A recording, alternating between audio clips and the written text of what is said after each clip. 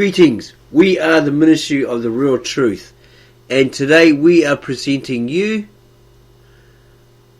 the PDF, or a copy of the original book, Indian Church History, an account of the first planting of the Gospel in Syria, Mesopotamia and India, with an accurate relations of the first Christian mission in China, by Thomas Yeats.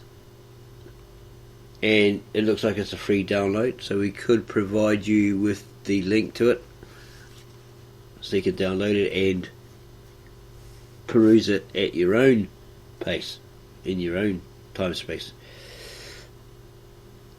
This is a sketch map of Central Asia. This is obviously photocopied or something. Sketch map of Central Asia. The numbers attached to etc in the map indicate, it's very hard to read. If we found a copy of the original which is in better condition, we would bring that to you, perhaps in part 2 if we come across it again. We just happened to come across it on a break at our job. The probable route taken by the Apostle Thomas, etc., according to the apocryphal Acta Thomas, or Acts of Thomas, was from Botala to Balk. See number 654321, etc., etc. At Samarkand, the high road from the west to China branched off for India.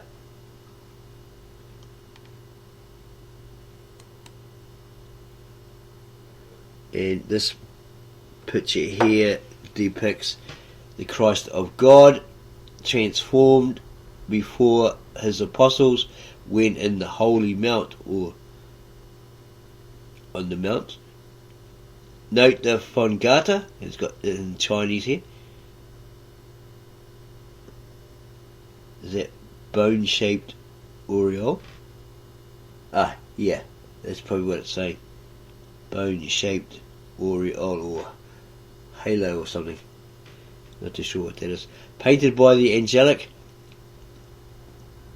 brother of Fiesole in San Marco, Florence, AD 1387 to 1465.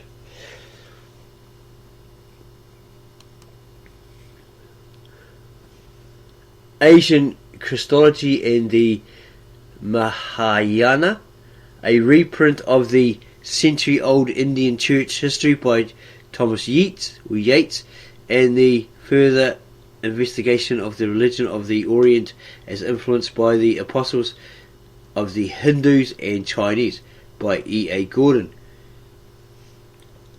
member of the Japan Society, London, and of the Royal Asiatic Society, Korea branch.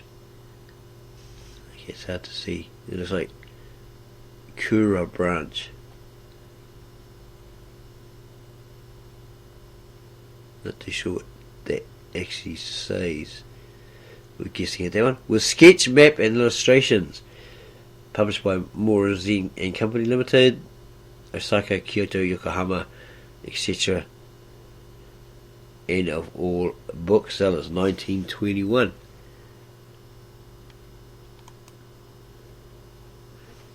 Forward to the children of the East.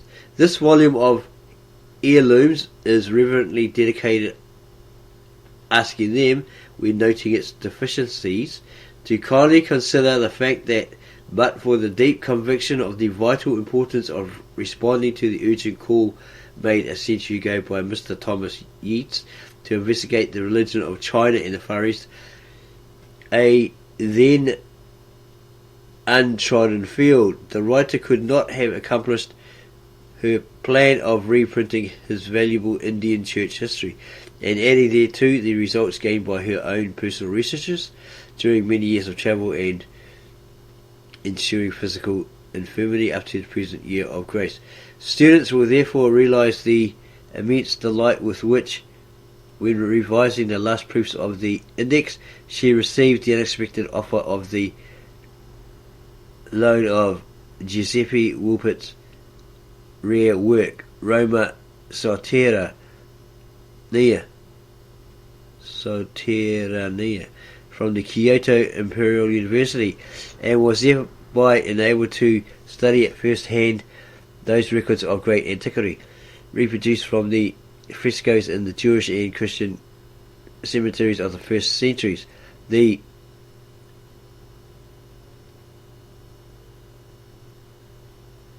Haka era or Zaka era, not too sure if that's a Spanish word, not really sure. And find there in the roots of the symbols everywhere, prominent in Korean and Japanese temples. Hence an unbroken chain from 19th centuries which so strikingly confirms the Lord Abbot of Cheowen's message. Buddha and Christ are one, only one great way. We did have an idea once upon a time that when he said, I am the way, the Christ said, I am the way, you could say he is the Tao. But that's a completely different belief system. Bunyan's account in Pilgrim's Progress of the Interpreter's Study in the House of the Lord of the Hill Difficulty, a privileged place. Okay, not too sure what that's meaning. Forward 1500 years ago, when the Roman catacombs were disappearing from sight and memory, a Chinese pilgrim left Chang'an, Xianfu, crossed the Gobi Desert and spent 14 years travelling in 30 Asian countries in quest of scriptures of the true law, how to become divine.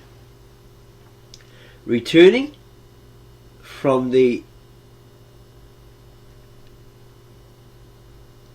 Indies, he embarked with 200 merchants on a ship bound for China. For many weeks the storm-tossed bark, sort of like barge, does it look like a forerunner of the word barge, was in dire peril, and worst of all, its pilot perversely following his own judgment based on miscalculations. And there's a footnote down the bottom here, indication there, and the footnote down the bottom. Records of Buddhist pilgrims to the Western world, page, maybe that's 57 or something, S. Beale. For many weeks the storm-tossed bark or barge was in the dire peril, and worst of all, its pilot perversely following his own judgment based on miscalculations. Lost his bearings in the ever-darkening weather, thus causing shipwreck in unknown seas. Food and water also failing, the terrified passengers, urged on by Brahmins, ascribed the whole disaster to this solitary pilgrim, Xie Fa Hien, by name the son of Shaka. So they decided to cast him adrift on the shore, then sighted where neither man nor beast was visible. In this extremely Fa Hien, whose trust and confidence throughout have been in the merciful protection and guidance of the Divine Spirit, perceived a foon plant? No idea what that is. Growing, which he recognised as one peculiar to his own native country, the land of Han. Heart and face were filled with joy. The precious sutras and images were safely landed, and his shipmates thankfully utilised his services as interpreter to the strange hunters they next encountered, who spoke the Han Hua language of the men of Han. October 1031.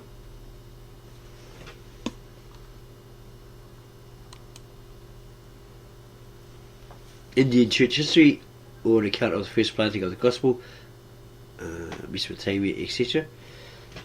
First planting of the gospel in Syria, Mesopotamia, and India, with an accurate relation, or the first Christian missions in China, collected from the best authorities extant in the writings of the Oriental and European historians, with genuine and select translations of many original pieces by Thomas Yates. London. Printed for A. Maxwell, Balliard, Lincoln's Inn, 1818.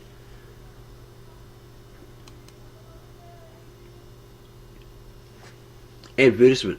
The following schools, having originated with various miscellaneous notes and translations of some selected pieces which fell in the author's way in examining some manuscripts and printed books in several eminent libraries to which he had access, he gave an arrangement to his collection, and as nearly as convenient has reduced them into its historical shape. We will continue with part 2 because we're going to be interrupted, so look out for part 2.